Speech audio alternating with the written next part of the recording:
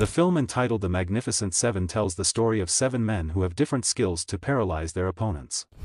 The story goes that in 1879 the town of Rose Creek was being colonized by a billionaire named Bogue. He intended to confiscate land belonging to residents to use as a gold mine. Indeed, that was where the largest source of gold was at that time. It didn't stop there. Bogue managed to bribe several important people there, while the teenagers and old people were forced to work, causing starvation.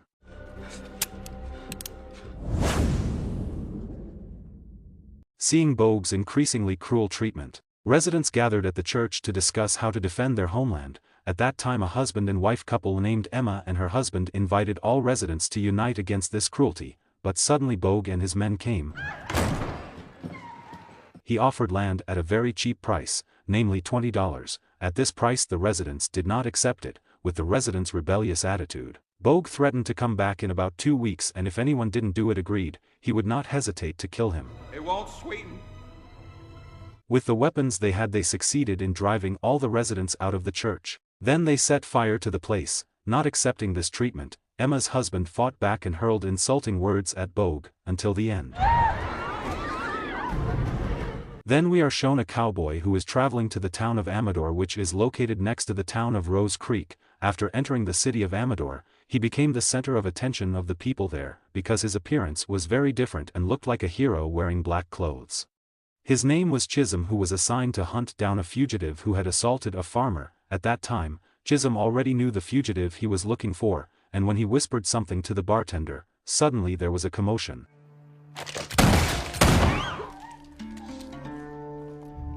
It turned out that the fugitive in question was the bartender, a criminal disguised as a bartender. Everyone there was frantically heading out, but there was a cowboy who was still sitting relaxed. His name was Faraday. After completing her task, Chisholm immediately got on her horse to continue her journey. While Emma and Teddy approached Chisholm to ask for help, Emma hands over her possessions as wages. She cries and begs Chisholm to help her. With his humility, Chisholm will also help the residents of Rose Creek. Killed him dead in the middle of the street. Meanwhile, in another place, Faraday was cornered by 2 cowboys. But with his calm, Faraday managed to knock out the 2 cowboys. And Faraday came to the market to buy a horse, but it turned out that Faraday didn't have enough money, so there was a haggle between the seller and Faraday.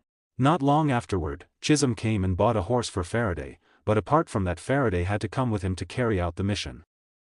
They traveled. When they arrived at a crossroads, Chisholm assigned Faraday and Teddy to take another route which led to a village, and in that village there was a cowboy named Goodnight, who was famous for his shots that never missed and was nicknamed the Angel of Death. Meanwhile, Chisholm and Emma headed in opposite directions to a village to invite a cowboy to join their mission, but when they got there they were attacked by someone named Vasquez, who was Chisholm's target, but this time Chisholm thought of recruiting him at this time. Faraday and Teddy are now in the village they are going to. Coincidentally, a mechanical competition is being held between ordinary cowboys and a professional cowboy named Billy. After the mechanical battle was over, Faraday immediately told someone that he was looking for someone named Goodnight, and that person happened to be him. After talking and Faraday explaining that this was an order from Chisholm, Goodnight and Billy joined the mission. They met and immediately continued their journey until they arrived at a hut. There they were confronted by several people, and suddenly an old grandfather became their savior. He was then invited to take part in carrying out a mission to eradicate oppression. They continued their journey, and now they were in Indian tribal territory surrounded by rocky hills, until it started to get dark and they decided to spend the night there. Morning arrived. They were surprised by the arrival of an Indian who was hunting deer. His name was Red Harvest. Fortunately he could speak English, until finally Chisholm invited him to join in eradicating rampant crime. Now they have 7 complete members, not including Emma and Teddy. After a fairly short journey, they now arrived at the town of Rose Creek. Chisholm and Billy were assigned to open the mission gate, and yes, they were immediately confronted by several people ordered by Bogue. They asked to immediately surrender firearms because foreigners are prohibited from carrying firearms when entering the city of Rose Creek.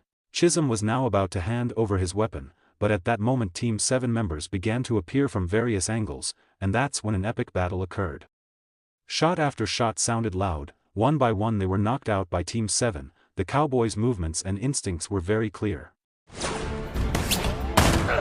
Without getting equal resistance, Team 7 was able to paralyze so many of its members, that there was a scene where the Angel of Death had not yet found his target. Even when the target was in front of his eyes he did not open fire. "What's wrong with this good night?" Unexpectedly, it turns out that there were members of Bogue who hid under the papillon and were left alive in order to convey a message to Bogue. Seeing that conditions were safe, Emma and Teddy came out and shouted to gather the residents to explain what had just happened. There Emma introduced Chisholm. She then invited all residents to fight against the oppression, but it turned out that there were some people who were mentally weak and no longer had the courage against. If you want to leave. However, Chisholm continued to encourage the residents, and in the end the residents had the will to fight. When dark night arrived, Chisholm and his members were served dinner by the residents, but Red Harvest did not want to eat because it had been mixed with chemicals. Night has passed. Now some residents have left the city because they don't want to join the war, but there are also many residents who will join the war in the future who have the spirit of heroes who will fight for the land of their ancestors.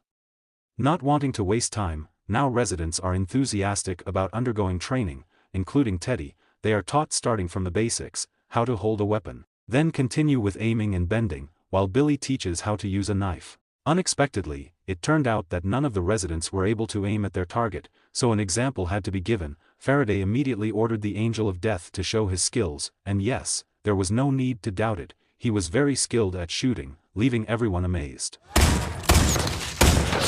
For now, Chisholm and his friends plan to free the residents who work hard in the gold mine. All the guards there can be easily disabled from a distance. After that they are given two choices. Do they want to join the gold mine?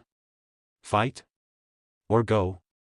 Now Chisholm has additional troops and the chances of winning will be greater.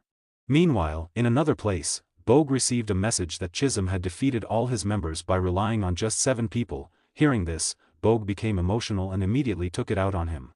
At Rose Creek, Red Harvest is tasked with monitoring Bogue's arrival from the top of the hill, while the others place mines in the area where Bogue's members are expected to pass. The next night, after all the preparations were complete, Goodnight suddenly decided not to go on another mission, because past trauma continued to haunt him and the shadow of cruelty always appeared. In the end he left and Chisholm couldn't force him to stay here. Went on and on. After seeing Goodnight's hesitant attitude, Chisholm immediately asked his other colleagues, would this mission continue? Or stop here? Their answer was very firm, namely that they would continue this mission until it was completed, because they were just one step away from war. Now the day has arrived. Bogue and hundreds of troops have arrived at the city border while Chisholm observes from a distance alone. He is starting to feel less confident because now the troops he relies on only have 6 people left. Bogue's troops are starting to move forward.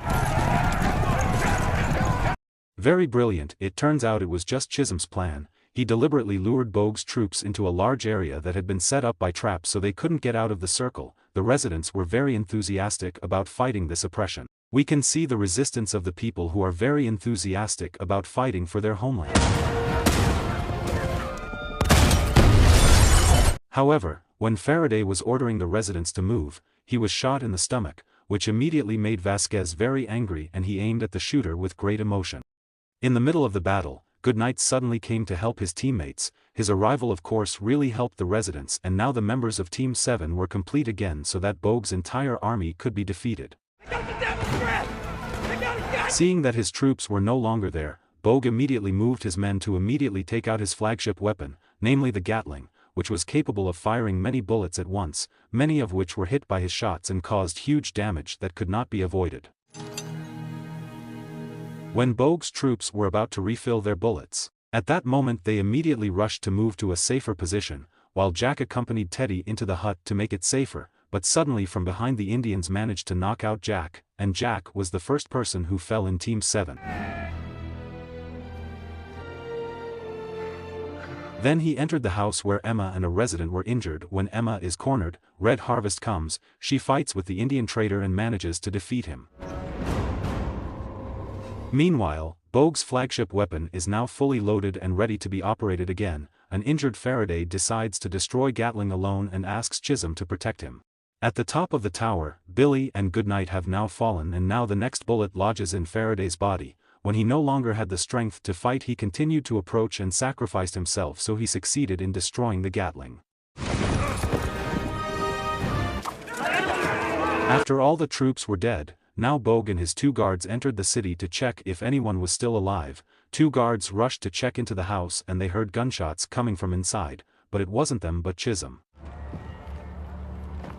Then they faced each other in a duel. but Bogue was no match for Chisholm and he was easily knocked out. Bogue tries to escape into the church in a very poor condition, while Chisholm continues to follow him. Chisholm tells Bogue to pray to God, because he abused Chisholm's family several years ago. Oh, it turns out he was the perpetrator. Looking for an opportunity in a desperate situation, Bogue managed to take a gun from his shoe, but when he was about to open fire, Emma suddenly came from behind and succeeded in paralyzing Bogue, and now the mission of revenge for her husband's death has been paid in full. Now everything is finished. Of the 7 cowboys there are only 3 left. Vasquez, Red Harvest and Chisholm. The Reverend promises to give his fallen friends a proper burial, while the 3 cowboys will travel again to settle the injustice. God bless you, Mr. Chisholm.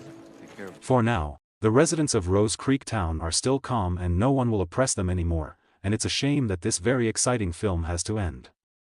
The point that can be taken is, we should fight the oppressors or invaders. Even though we die on the battlefield, we are still proud because our self-esteem is maintained. Thank you for watching. Subscribe now for other interesting content. See you in the next video.